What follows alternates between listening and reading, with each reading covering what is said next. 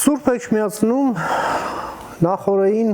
տեղի ունեցած այդ դիմակայությունից հետո այնուամենայնիվ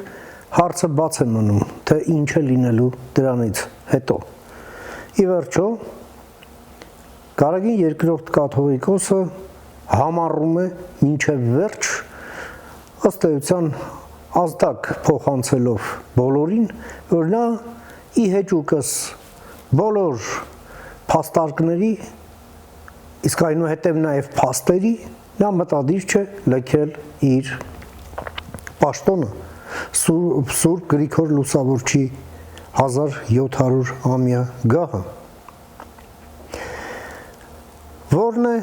սրանից հետո այդ պլան B-ն, որը անհրաժեշտ է, որպեսզի այս փակուղային վիճակից եկեղեցին դուրս բերվի։ Այն, որ 10 արքեպիսկոպոսներ եւ եպիսկոպոսներ սկզբունքորեն կանգնած են իրենց դիրքերում, դա փաստ է, բայց հիմա ժամանակն է, երբ բոլոր նրանք, ովքեր հասկանում են, որ եկեղեցում բարենորոգումները ուղղակի պատմական անհրաժեշտություն են,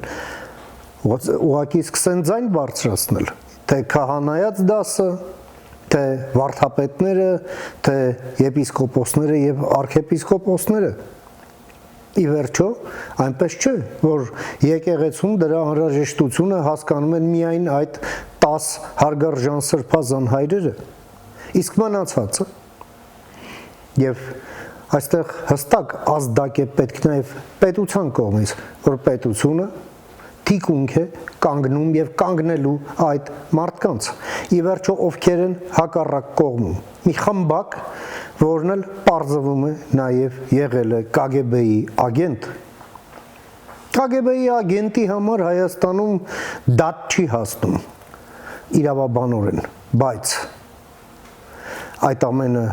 արդեն իսկ ծանրակշիռ փաստարկ է, որ նրանք այլևս չպետք է զբաղվեն որևէ գործունեությամբ եկեղեցու շրջանակներում։ Մեր եկեղեցում KGB-ի ագենտներ չեն կարող լինել ուղղակի սկզբունքորեն։